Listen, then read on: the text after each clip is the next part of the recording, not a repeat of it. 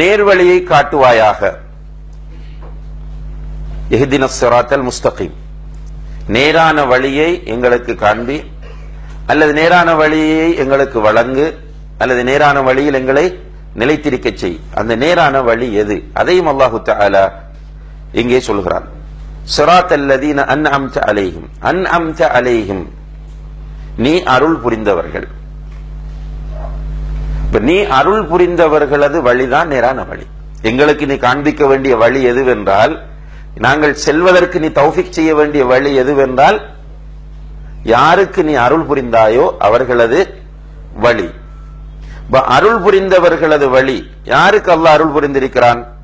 சூரத்து நிசா 69வது வசனத்தில் அல்லாஹ் சொல்றான், வமன் யுத்திஇல்லாஹ வர்ரசூல், யார் அல்லாஹ்வுக்கும் அல்லாஹ்வுடைய தூதருக்கும் கட்டுப்பட்டு நடக்கிறாரோ, வழிபட்டு நடக்கிறாரோ, ஃபஉலாயிக மஅல்லதீன அன்அம அல்லாஹு அலைஹிம் மினன் நபிய்யீன் வஸ்ஸித்தீகீன் வஷ்ஷுஹதாஇ வஸ்ஸாலிஹீன், அவர் அல்லாஹ் அருள் புரிந்த, யார் அல்லாஹ்வுக்கும் அல்லாஹ்வுடைய தூதருக்கும் கட்டுப்பட்டு நடக்கிறார்களோ அவர்கள் அல்லாஹ் அருள் புரிந்த நபிமார், சித்திகீன்கள், சித்திகீன்கள் உண்மையாளர்கள், ஷுஹதாக்கள், சாலிஹீன்கள் நல்லடியார்கள், இவர்கள் தான் அருள் புரிந்தவர்கள்.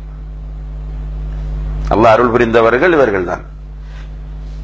இவர்களோடு அவர் இருப்பார். வஹசுன உலாயிக ரஃபீகா, இவர்களோடு இருக்கிற பாக்கியம் கிடைத்தால் அதுதான் சிறந்த பாக்கியம். இவர்களை தோழர்களாக இவர்களோடு சேர்ந்து இருக்கிற பாக்கியம் தான் சிறந்த பாக்கியம். அதனாலதான் சஹாபாக்கள் ரசூலுல்லாஹி அலைஹி வஸல்லம் அவர்களோடு இருக்க வேண்டும் என்று ஆசைப்பட்டார்கள். ஒரு சஹாபி வருகிறார், ரொம்ப சோகமாக வருகிறார். ரசூலுல்லாஹி அலைஹி வஸல்லம் அந்த முகத்தை வைத்து சஹாபாக்களுடைய நிலைமைகளை புரிந்து கொள்வார்கள்.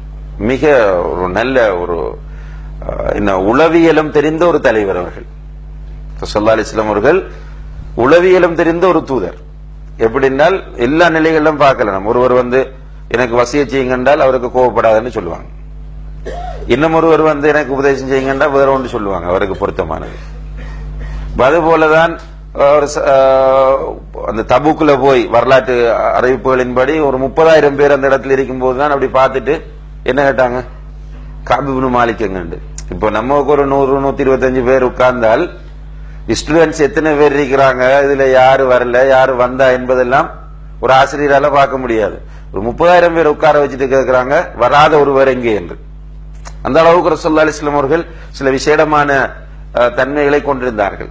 அந்த அடிப்படையில தான் இந்த சஹாபி வரும்போது அவர் முகத்தில் சோகம் இருக்கிறது. கேட்கிறார்கள், மாலி அராக மஹ்சூனன், என்ன சோகமாக இருப்பது போன்று தெரிகிறதே என்று கேட்கிறாங்க. உன்னை ஏன் நான் சோகமாக பார்க்கிறேன் என்று. அவர் சொல்றார், யா ரசூலல்லாஹ், நம்ம வீட்டுல உட்கார்ந்து பார்த்தேன், யோசிச்சு பார்த்தேன், இப்ப உங்களோடு நாங்கள் உட்கார்ந்திருக்கிறோம், ஒன்றாக உங்களோடு சாப்பிடுகிறோம், உங்களோட மஜ்லிஸ்ல உட்கார்ந்திருக்கிறோம். ஆனால் மௌத்தான பிறகு மறுமையிலே நீங்கள் சுவர்க்கத்தில் இருப்பீர்கள், உயர்ந்த இடத்தில். உங்களோடு ஒன்றாக இருக்கிற பாக்கியம் கிடைக்காதே என்று நினைத்தேன், கவலையாக இருக்கிறது யா ரசூலுல்லாஹ் என்கிறார். எப்படி கவலை என்று பாருங்க. அல்லாஹ்வுடைய தூதரோடு ஒன்றாக இருக்கிற பாக்கியம் எனக்கு இல்லாமல் போய்விடுமே என்று கவலை வந்திருக்கிறது. இந்த கவலை அவர் சொன்ன உடனே ரசூலுல்லாஹி அலைஹி வஸல்லம் என்ன சொன்னாங்க, இந்த சூரத்து நிசா 69வது வசனத்தை ஓதி காண்பித்தார்கள். இன்ஷா அல்லாஹ் அல்லாஹ்வுக்கும் அல்லாஹ்வுடைய தூதருக்கும் சரியாக கட்டுப்பட்டு நடப்போமாக இருந்தால் நிச்சயமாக ரசூலுல்லாஹி அலைஹி வஸல்லம் அவர்களோடு சுவர்க்கத்தில் ஒன்றாக இருக்கலாம்.